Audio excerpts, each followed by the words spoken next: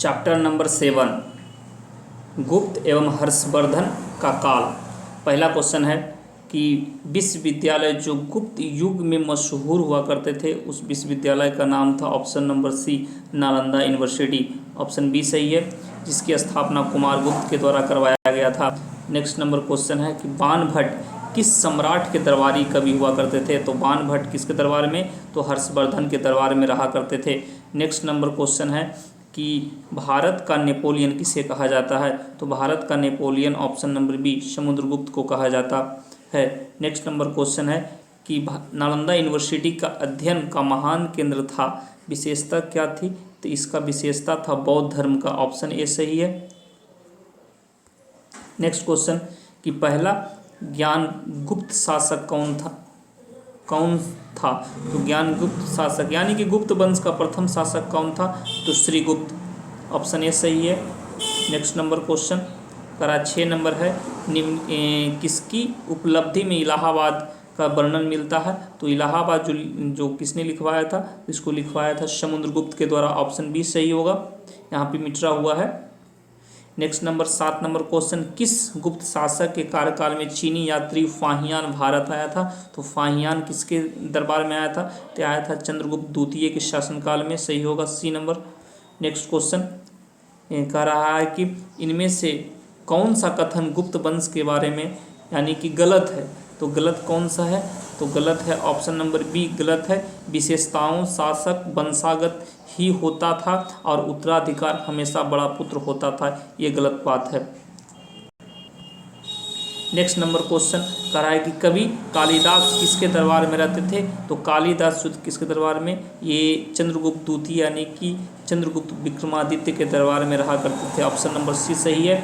Next number question है कह रहा है कि सबसे प्राचीनतम यूनिवर्सिटी यानी विश्वविद्यालय कौन सा है। तो सबसे पुराना विश्वविद्यालय ऑप्शन नंबर सी कौन है, तो नालंदा यूनिवर्सिटी। ऐसे सबसे पुराना पूरा वर्ल्ड का सबसे पुराना है तो तक्षशिला के बाद नालंदा की स्थापना हुआ था। नेक्स्ट नंबर क्वेश्चन हर्ष का दरबारी कवि कौन हुआ करते थे। तो हर्षवर्धन के दरबार में एक कवि रहते थे, उनका नाम था बाण भट्ट। नेक्स्ट नंबर क्वेश्चन किसके द्वारा गुप्त युग का आरंभ किया गया था, यानी कि गुप्त वंश के संस्थापक थे श्रीगुप्त। ऑप्शन बी सही है। नेक्स्ट नंबर क्वेश्चन गुप्त वंश के प्रसिद्ध था यानी कि जो मेन उसका प्रसिद्ध होने का कारण क्या था। तो इसका कारण था आर्ट और स्थापत्य कला, यानी ऑप्शन नंबर ए सही है। नेक्स्ट नंबर क्वेश्चन करा है कि अंतिम बौद्ध शासक जो संस्कृत के महान विद्वान एवं लेखक हुआ करते थे। तो उसका सही आंसर है ऑप्शन नंबर डी कौन, तो हर्षवर्धन।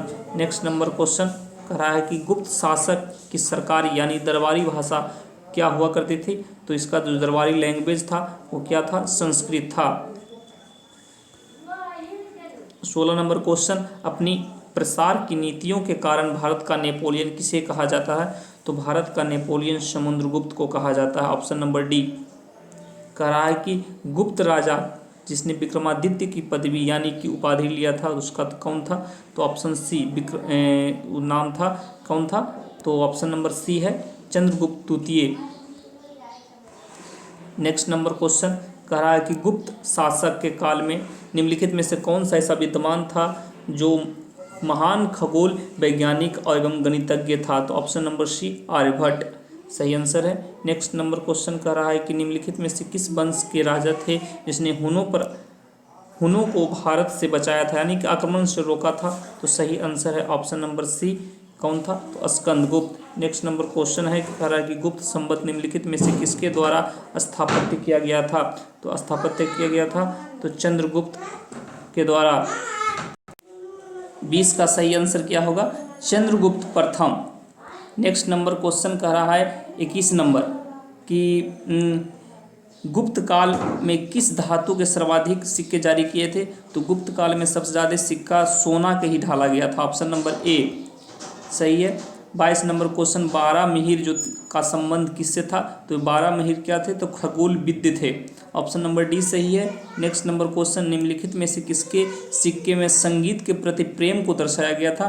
तो प्रेम को दर्शाया गया था ऑप्शन नंबर सी समुद्रगुप्त को बीना बजाते हुए दिखाया गया था, इसीलिए गुप्त आंसर सी नंबर सही होगा। क्वेश्चन नंबर 24, शून्य के सिद्धांत यानी शून्य सिद्धांत किसने दिया था?